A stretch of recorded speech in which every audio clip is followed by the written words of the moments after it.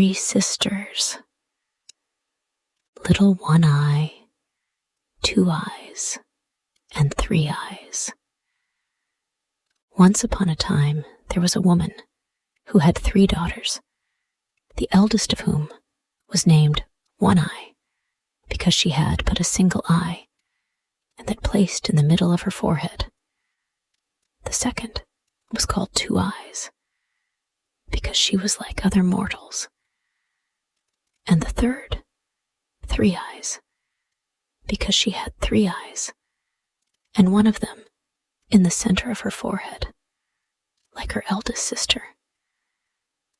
But because her second sister had nothing out of the ordinary in her appearance, she was looked down upon by her sisters and despised by her mother. "You are no better than common folk," they would say to her. "You do not belong to us." And then they would push her about, give her coarse clothing, and nothing to eat but their leaves, besides numerous other insults as occasion offered. Once it happened that 2 eyes had to go into the forest to tend the goat, and she went very hungry, because her sisters had given her very little to eat that morning.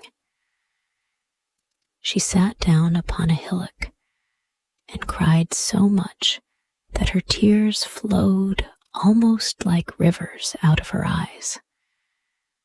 By and by, she looked up and saw a woman standing by who asked, "Why are you weeping, 2 eyes?" "Because I have 2 eyes like ordinary people," replied the maiden, "and therefore my mother and sisters dislike me, push me into corners, throw me their old clothes, and give me nothing to eat but what they leave. Today, they have given me so little that I am still hungry." "Dry your eyes then now," said the wise woman. "I will tell you something which shall prevent you from being hungry again. You must say to your goat, 'Little kid, milk, table, appear.'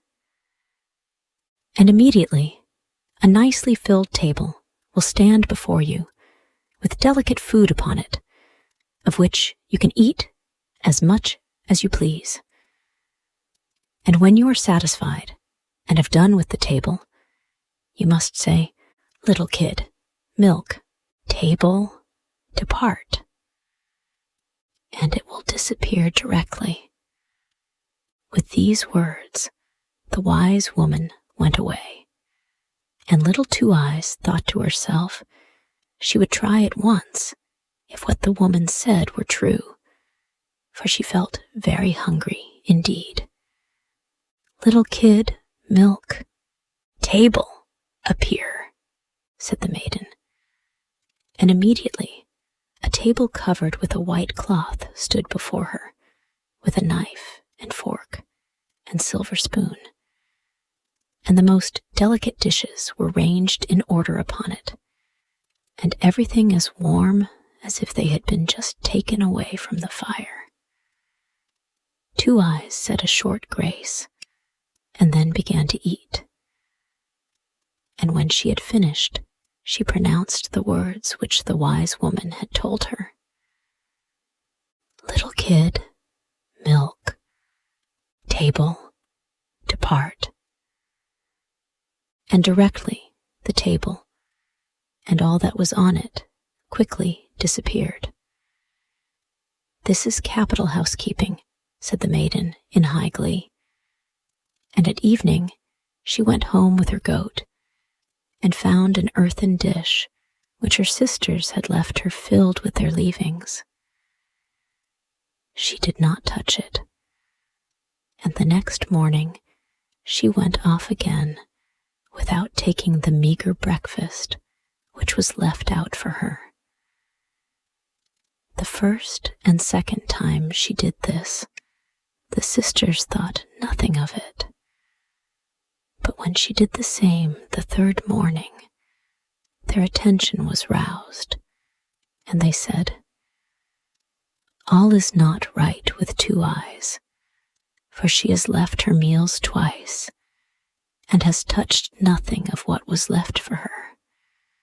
She must have found some other way of living." So they determined that One Eye should go with the maiden when she drove the goat to the meadow and pay attention to what passed, and observe whether anyone brought her to eat or to drink. When Two Eyes, therefore, was about to set off, One Eye told her she was going with her to see whether she took proper care of the goat and fed her sufficiently. Two Eyes, however, divined her sister's object and drove the goat where the grass was finest, and then said, "Come, One Eye, let us sit down, and I will sing to you." So One Eye sat down, for she was quite tired with her unusual walk and the heat of the sun. "Are you awake or asleep, One Eye? Are you awake or asleep?" sang Two Eyes, until her sister really went to sleep. As soon as she was quite sound, the maiden had her table out, and ate and drank all she needed, and by the time One Eye woke again, the table had disappeared. And the maiden said to her sister, "Come, we will go home now. While you have been sleeping, the goat might have run about all over the world." So they went home, and after Two Eyes had left her meal untouched, the mother inquired of One Eye what she had seen, and she was obliged to confess that she had been asleep. The following morning, the mother told Three Eyes that she must go out and watch Two Eyes and see who brought her food, for it was certain that someone must. So Three Eyes told her sister that she was going to accompany her that morning to see if she took care of the goat and fed her well. But Two Eyes saw through her design and drove the goat again to the best feeding place. Then she asked her sister to sit down, and she would sing to her, and Three Eyes did so, for she was very tired with her long walk in the heat of the sun. Then Two Eyes began to sing as before. "Are you awake, Three Eyes?" But instead of continuing as she should have done, "Are you asleep, Three Eyes?" she said by mistake, "Are you asleep, Two Eyes?" and so went on singing. "Are you awake, Three Eyes? Are you asleep, Two Eyes?" By and by, Three Eyes closed two of her eyes and went to sleep with them. But the third eye, which was not spoken to, kept open. Three Eyes, however, cunningly shut it too, and feigned to be asleep, while she was really watching. And soon Two Eyes, thinking all safe, repeated the words, "Little kid, milk, table, appear." And as soon as she was satisfied, she said the old words, "Little kid, milk, table, depart." Three Eyes watched all these proceedings, and presently Two Eyes came and awoke her, saying, "Ah, sister, You are a good watcher. But come, let us go home now." When they reached home, Two Eyes again ate nothing. And her sister told her mother she knew now why the haughty hussy would not eat their victuals. "When she is out in the meadow," said her sister, "she says, 'Little kid, milk, table, appear.' And directly a table comes up laid out with meat and wine and everything of the best, much better than we have. And as soon as she has had enough, she says, 'Little kid, milk, table, depart.' And all goes away directly, as I clearly saw. Certainly she did put to sleep 2 of my eyes, but the one in the middle of my forehead luckily kept awake. Will you have better things than we? Cried the envious mother. Then you shall lose the chance. And so saying, she took a carving knife and killed the goat dead. As soon as Two Eyes saw this, she went out, very sorrowful, to the old spot, and sat down where she had sat before to weep bitterly. All at once, the wise woman stood in front of her again and asked why she was crying. Must I not cry, replied she, when the goat, which used to furnish me every day with a dinner, according to your promise, has been killed by my mother, and I am again suffering hunger and thirst? Two Eyes, said the wise woman, I will give you a piece of advice. Beg your sisters to give you the entrails of the goat and bury them in the earth before the house door, and your fortune will be made. So saying, she disappeared, and Two Eyes went home and said to her sisters, Dear sisters, do give me some part of the slain kid. I desire nothing else.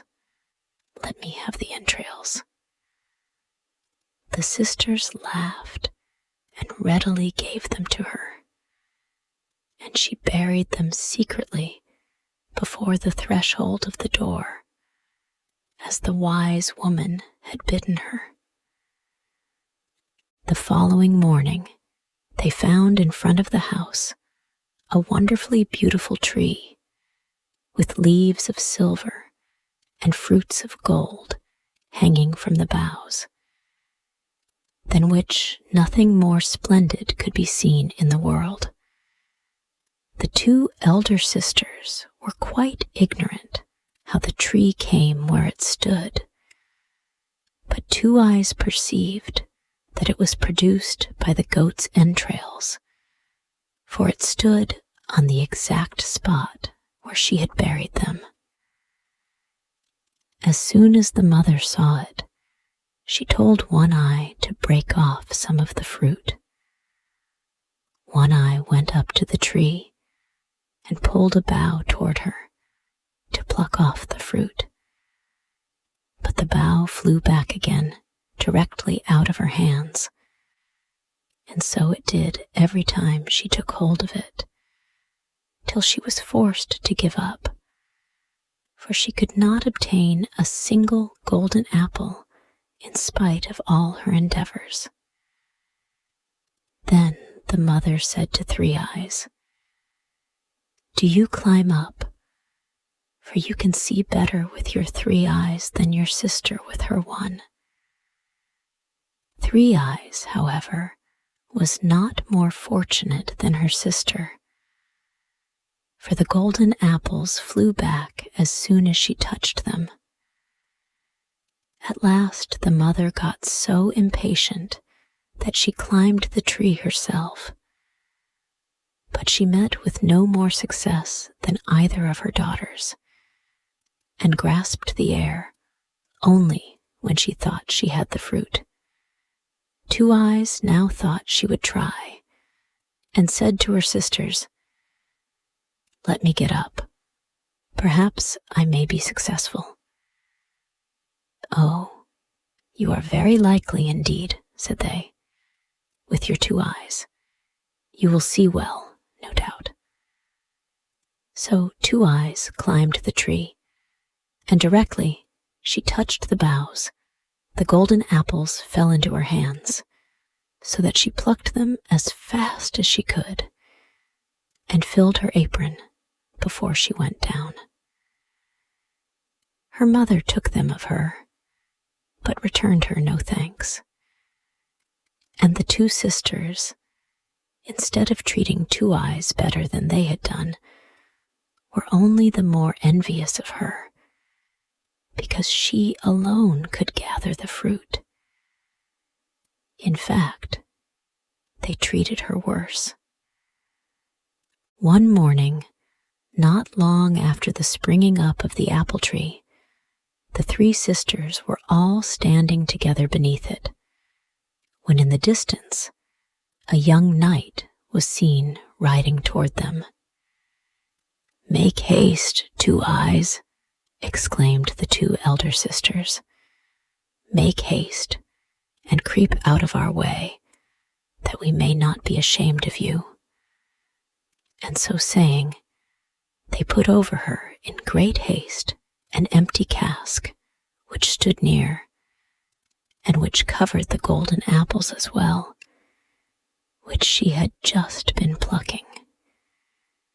Soon the knight came up to the tree, and the sisters saw he was a very handsome man, for he stopped to admire the fine silver leaves and golden fruit, and presently asked to whom the tree belonged, for he should like to have a branch off it.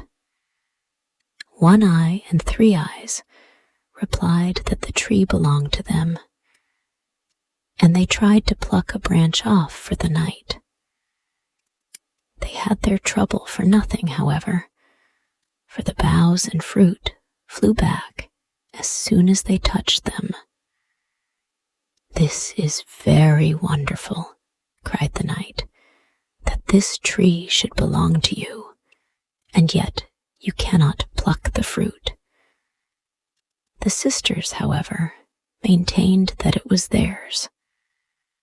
But while they spoke, 2 Eyes rolled a golden apple from underneath the cask, so that it traveled to the feet of the knight, for she was angry, because her sisters had not spoken the truth. When he saw the apple, he was astonished, and asked where it came from. And 1 Eye and 3 Eyes said they had another sister, but they dared not let her be seen, because she had only 2 eyes, like common folk. The knight, however, would see her, and called, "2 Eyes, come here." And soon she made her appearance from under the cask. The knight was bewildered at her great beauty, and said, "You, 2 Eyes, can surely break off a bough of this tree for me." "Yes," she replied, "that I will, for it is my property." And climbing up, she easily broke off a branch with silver leaves and golden fruit, which she handed to the knight. "What can I give you in return, 2 Eyes?" asked the knight. "Alas, if you will take me with you, I shall be happy, for now I suffer hunger and thirst, and am in trouble and grief from early morning to late evening. Take me and save me." Thereupon the knight raised 2 Eyes upon his saddle, and took her home to his father's castle. There he gave her beautiful clothes, and all she wished for to eat or to drink. And afterward, because his love for her had become so great, he married her. and a very happy wedding they had. Her two sisters, meanwhile, were very jealous when Two Eyes was carried off by the night. But they consoled themselves by saying, "The wonderful tree remains still for us, and even if we cannot get at the fruit, everybody that passes will stop to look at it, and then come and praise it to us. Who knows where our wheat may bloom?" The morning after this speech, however, the tree disappeared, and with it all their hopes. But when Two Eyes that same day looked out of her chamber window, behold, the tree stood before it, and there remained. For a long time after this occurrence, Two Eyes lived in the enjoyment of the greatest happiness. And one morning, two poor women came to the palace and begged an alms. Two Eyes, after looking narrowly at their faces, recognized her two sisters, One Eye and Three Eyes, who had come to such great poverty that they were forced to wander about, begging their bread from day to day.